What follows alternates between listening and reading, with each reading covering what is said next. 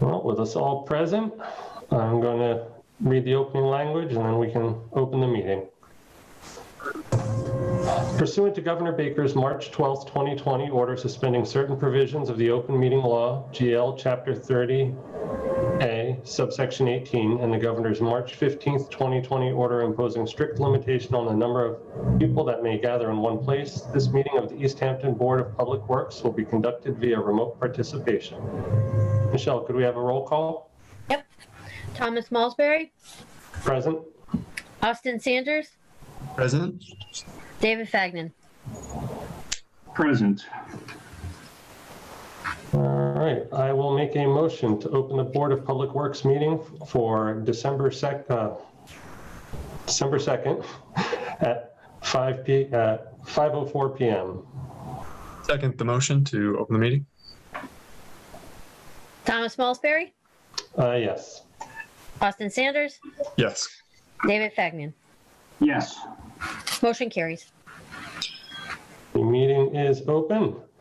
First item is public speak. If we do have one resident with us for an agenda item, but we also have one participant. If you have anything you'd like to speak to that is not on the agenda, feel free to unmute yourself and address the board. If not, we will move on. All right, they're remaining muted.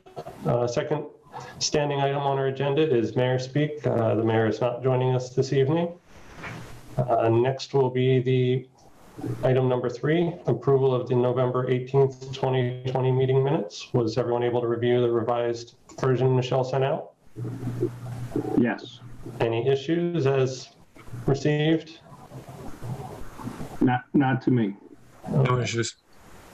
All right, then I make a motion to approve the minutes as received from Michelle for the November 18th, 2020 meeting. Second the motion. Thomas Malsbury. Yes. Austin Sanders. Yes. David Fagnan. Yes. Motion carries. All right, item number 4 is a request for partial water sewer bill abatement for 12 Golden Drive. Would you like to address the board, Ms. Landis? Sure, thanks for the opportunity. Can you hear me? Yes. Okay, great. So we got our water bill that was for the period of July 6th through October 5th, and it was a bit of a surprise. It was water and sewer together were $1374.05. So I started to do some research because that was almost 3 times as high as it normally is. So Lori at the city helped me a bit, and then you did a 3-month water usage chart from 8/14 to 11/12, and it looks like exactly when, I don't know if you can see this here, but exactly when we turned off our sprinkler system, the water usage dropped. So October 19th was the date we had it off. The irony is we hardly used it at all because of the drought. We just didn't use water this much this summer. So it appears that we had an unknown issue in the irrigation system because, you know, after seeing this 3-month average, it went sharply down right between October 13th and October 23rd. And again, we shut the sprinklers off on the 19th. So I was going to ask the board if there's a possibility to do a partial abatement and go back to last year's summer history and see if we, or one of the quarters in our past year, I guess I thought it was fair to look at summer, and see if we can revise the water part of the water and sewer bill, because we did not know we had an irrigation problem. And of course, we'll get it fixed when we turn it back on in the spring. All right. Yes, I actually did a little research on my own and got similar information from Lori, and I will share my screen so that the board can review what all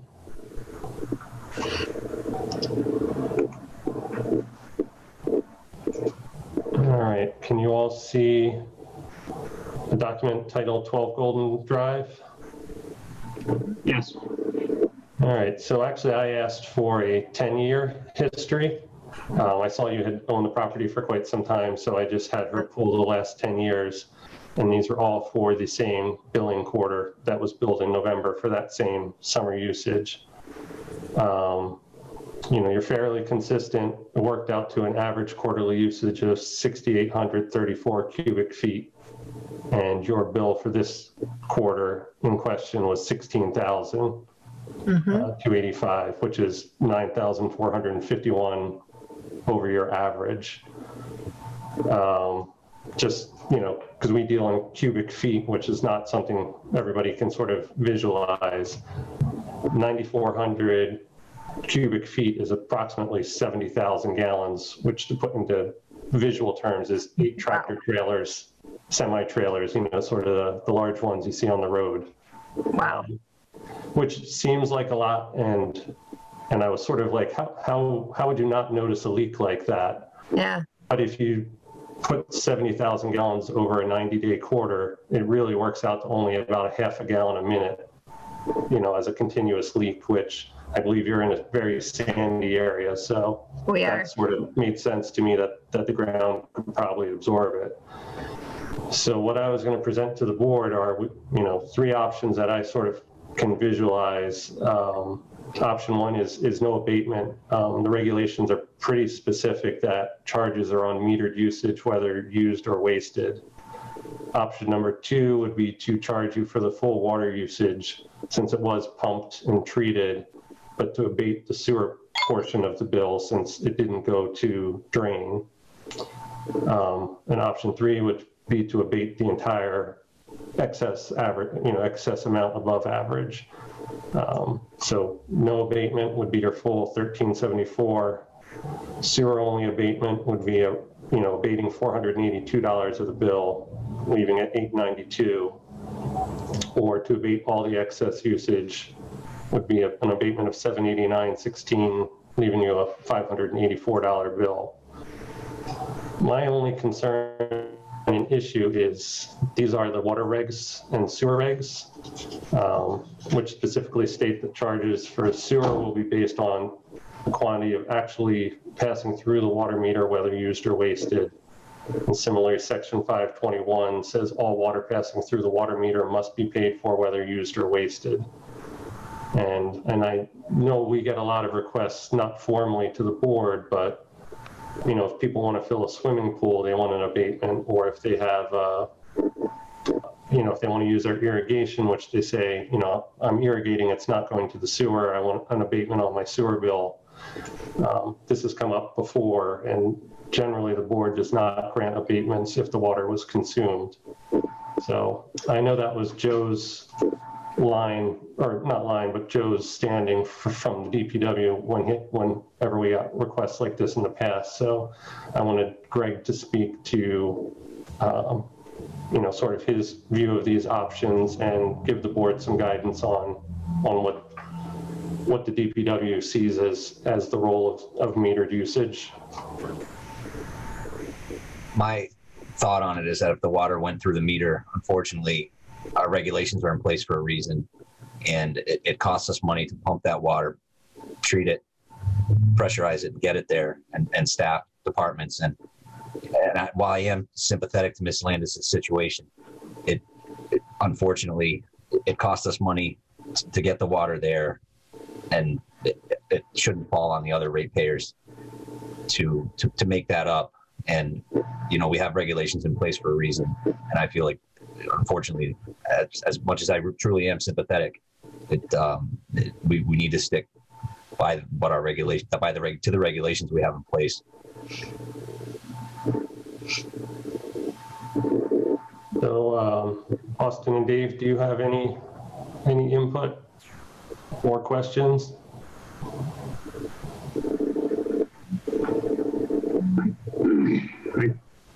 I think this is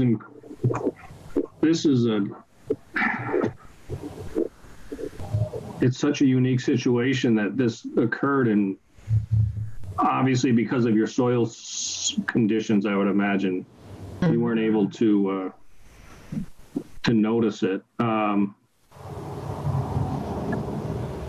I suppose we did process the water through, but it did not go back through the sewer side. is my only, I'd be somewhat leaning towards abating the sewer portion of the bill. Dave, if I can add there, Yes. we allowing an abatement on the sewer portion. When we don't allow irrigation meters, I'm worried we may set a precedent there Oh, I do see that. as, Yeah. because, unfortunately, where's the difference there? I would have to recommend against that. Although, like, as I said before, I am sympathetic to their situation. It's just we just have to be very careful about setting any type of precedent. Mm-hmm. And as much as I don't, I do understand the uniqueness of the situation. I've been dealing with this, for the past week or so since it came to my attention, and I fall along the lines with Greg that, we've had some very heated, I think before you joined the board, Dave, some very heated board meetings with people requesting irrigation abatements. And I know this is different, it was a leak, but, we also get people who've had, a broken pipe that's flooded their basement for a weekend and, wanted that abated, but, we've had them pursue it through their homeowner's insurance for issues like that. Okay. Yeah, when I first was considering this option 2 was what I was hoping to present to the board, but the worry about setting a precedent for somebody to request a abatement because they filled their new pool or something like that is a concern.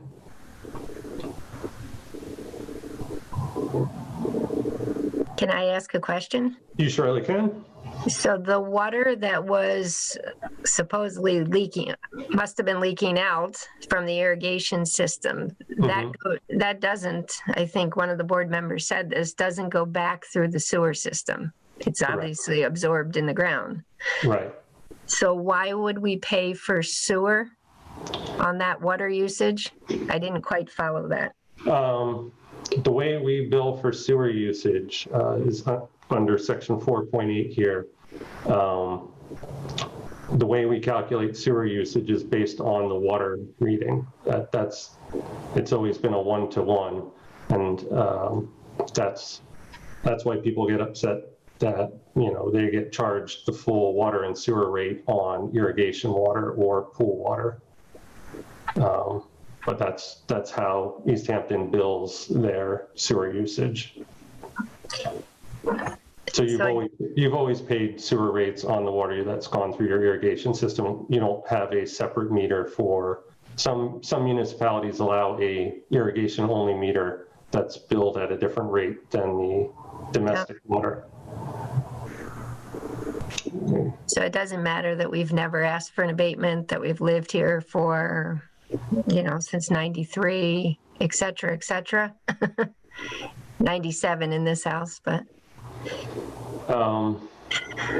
I understand regulations. I work in the nursing home business. Believe me, I understand regulations. It just doesn't. No, I agree. We didn't know it.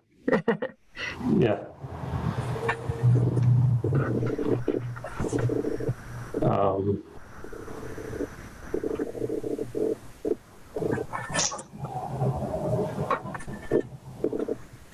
Unless Austin or Dave wants to rule differently, for now I'm going to recommend that the board consider option 1. Just, as of now, we have regulations on the books, and Greg has advised that, that would be the position of the DPW. It's a larger issue that we can look at when we, redevelop how things are done. But as of now, that's the board, without, I don't believe either of you were on the board when we've last done this, has denied abatement requests. But there are two of you, so. Yep.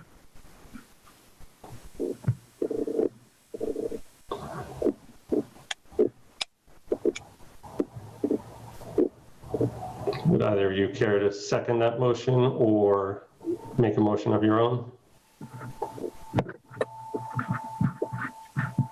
I will second the motion as presented by Thomas.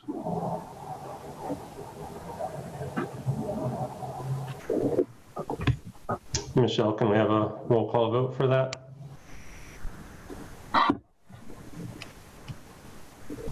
Thomas Mulsbury, Yes. Austin Sanders, Yes. David Fagnan, Yes. all in favor, motion carries. All right. So is there any other recourse? Not that I'm aware of. As Greg said, the only mechanism for bill reduction is an abatement from the board. I mean, you could represent with additional evidence, but I think it's pretty clear that it went through the meter. That is not in question, that the meter was faulty in any way. It shows it returning to normal usage the day after your irrigation system was winterized. So, Okay, all right.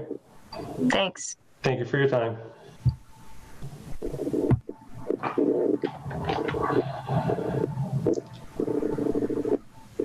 All right, let me get back to the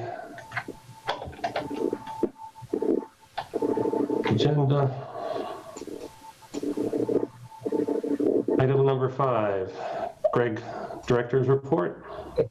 So we had a busy week here at DBW. I'll just kind of bring you guys up to speed with where we're at with the capital request I presented last week. We had a slight delay in getting a couple signatures, so they made it onto the council's agenda for December 16th. So they didn't make it to this week's meeting, but they'll be on there for the 16th and then get sent to finance. So that'll start moving through the process.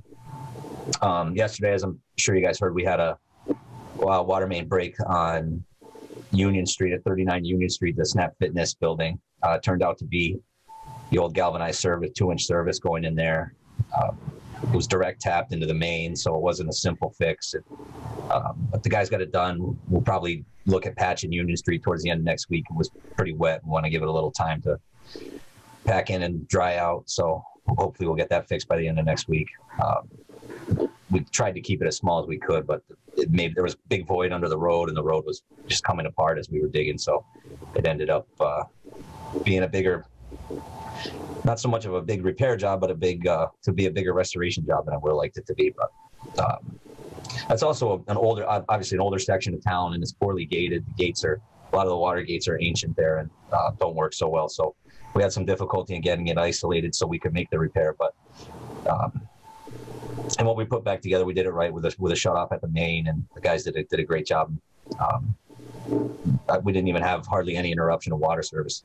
It was only maybe for half an hour or so for a few people would have had a less pressure, but made for a long day, that's for sure.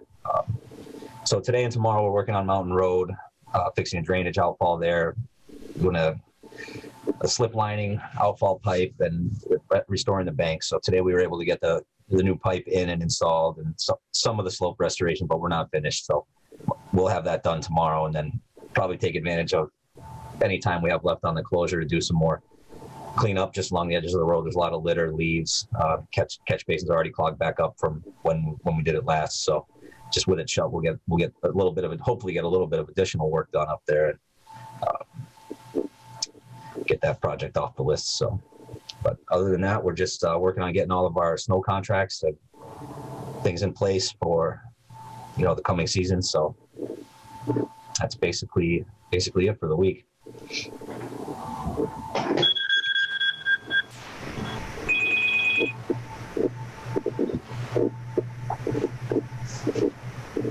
I guess just for clarification on Union Street, Yep. Is replacing the main and those ancillary piping planned as part of the major reconstruction of Union Street? Yes. Older galvanized services would be taken out and.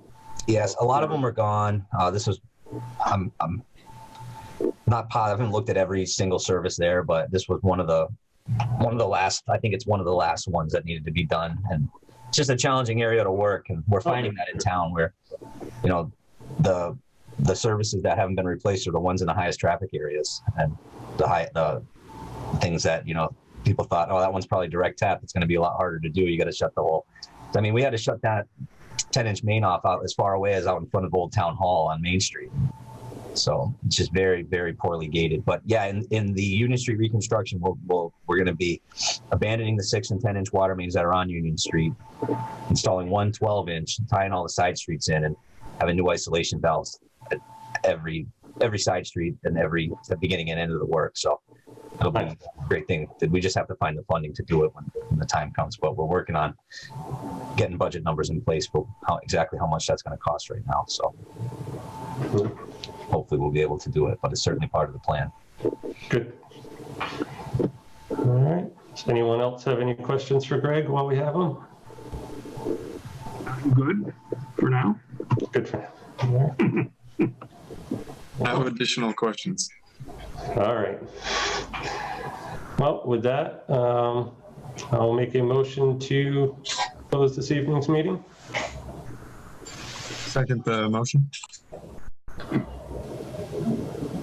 Thomas Mulsberry, Yes. Austin Sanders, Yes. David Fagnan, Yes. motion carries. Next meeting is December 16th. All right. I will see you all then. I may have an issue with that one, but I'll let you guys know. Okay. All right. If not, Austin and I can handle it. Okay. All right. Have a good evening, everybody. All right. Thank you. Everyone. Have a good night.